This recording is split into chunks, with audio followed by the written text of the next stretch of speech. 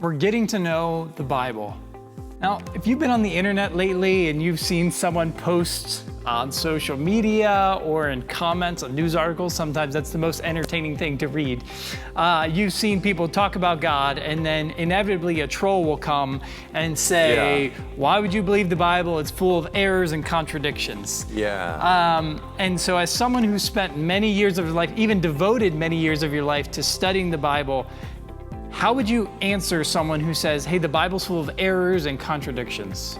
Yeah, I mean, that's a good question, and this is a common claim a lot of times, and you know, I think it's always good when people, if you're in a one-on-one situation with somebody and they say the Bible's full of contradictions, ask them to name one. Most of the time they can't.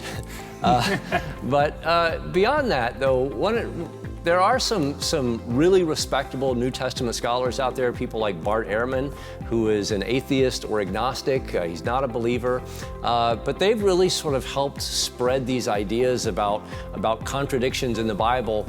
And a lot of times they are guilty of stretching the facts far beyond what they warrant. And so I think this is a really important topic to talk about because it can really challenge people's faith.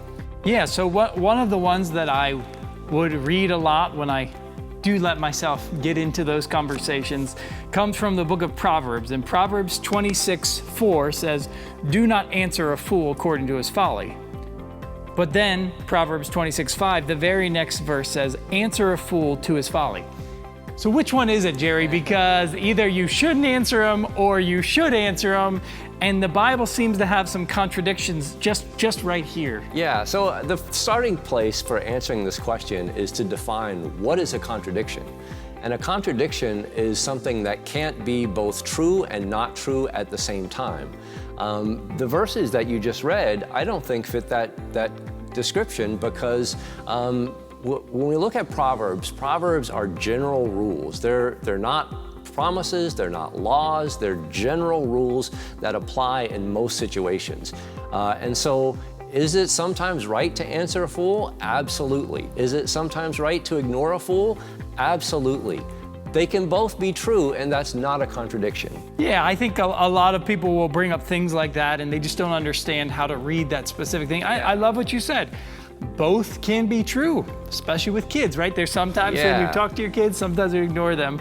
Okay, so that's one thing, but in the Gospels, there's the 4 Gospels, and if you line them up, it seems like either some of the events happen in different order, or it's not exactly the way when one person says this and then the other person says this. It's like, is that the same story? But how do you deal with that when reading through the Gospels? Yeah, so there's a whole bunch of stuff going on with that question, and it's a really good question. And I think first, for me, the fact that the 4 Gospels are so different is one of the great strengths of the Gospels because it tells us that they didn't copy from each other, that they didn't just sort of sit down next to each other and write exactly what the other person had and then say, hey, here's my Gospel.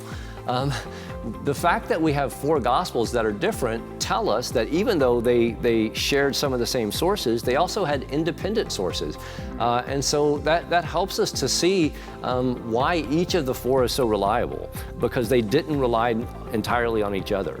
The second thing I would say is that each of the gospel writers is telling a specific story for a specific audience and for a specific purpose.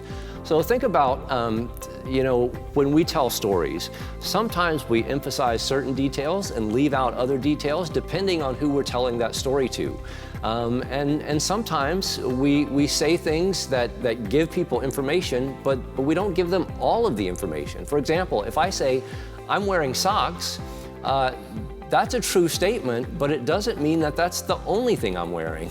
Hopefully, and so we see that in the Gospels. We see, sometimes a gospel story will say there was one angel. Sometimes the same telling of that event in another gospel will say there's 2 angels.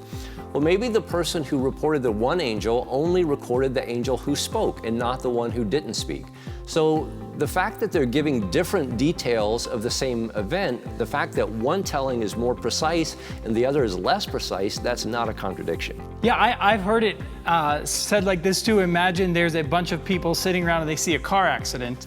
and everyone sees the car accident from different angles, and they also emphasize different things because different things stuck out to them. Yeah. And they could have 7 different people could share it in 7 different ways. Doesn't make it less true. It's just from their perspective. So I love how you share that, Jerry. I think one of the last things that people would say, how the Bible has errors and contradictions, is it's full of supernatural miracles that happen. And because people have never experienced them themselves, they would say, well, obviously, this can't be true because it has all these fantasy stories in it. How would you respond to those people? Yeah, so that's actually a reproduction of probably the most famous anti-miracle argument in history, which came from a guy by the name of David Hume, who basically said, I've never seen a miracle, none of my friends have ever seen a miracle, therefore miracles don't exist.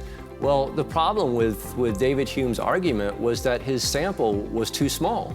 The fact that he and his friends had never seen a miracle does nothing to prove that miracles don't happen. In fact, Craig Keener's book, Craig Keener is a New Testament scholar who's recently written a 2-volume book called Miracles. And I love what one other New Testament scholar wrote on the back cover of that book. He said his blurb on that book was, "Who's afraid of David Hume now?" And the reason he said that is because in this book, Keener cites recorded evidence for thousands and thousands of miracles, contemporary miracles around the world that are well evidenced. So I think a lot of this goes back to sort of an Enlightenment-based worldview that has this sort of anti-supernatural bias. I think it's important when we talk about the Bible that we come back to this idea that Augustine was famous for. Augustine was a famous 4th century theologian, and he said, he talked about faith seeking understanding. In other words, we come to the Bible from a perspective of faith in order to understand. But that necessary first step of faith is extremely important because we don't treat the Bible like it's a science book. And I think that's another thing I would add to this whole idea of contradictions and discrepancies that are sometimes, these accusations that are sometimes laid at the feet of the Bible. Because, we can't, the whole idea of modern academic writing is a fairly recent development in human history. And we can't, expect that the writers of the Gospels were, using Turabian 7th edition, to cite their sources, because that was unheard of. They had very, very different standards of writing 2,000 years ago. Yeah. And we have to understand that and appreciate that when we read the Bible. Yeah, and I think the Bible is beautiful and it has these beautiful miracle stories and it's meant for that audience, but God speaks through it to us today. And the resurrection is the greatest miracle of the Bible and really the credibility for Christianity. And Christians didn't even have this Bible that we have today for 300 years, and yet they could have faith in Christ. And I think that's why we can have faith in Christ, faith that this is what God has for us today. And I would encourage people, if you come across a difficulty in the Bible that you don't understand and that you can't answer, don't give up on the Bible because it's difficult. If you read a critic who says this is a contradiction, or who says this could have never happened, or this place doesn't exist, do your research. Ask people that know more about it than you do, but don't give up on the Bible so easily, because it's sustained Christianity for well over 2,000 years, and it can stand up to scrutiny. It can. Well, thanks for joining us in Getting to Know the Bible.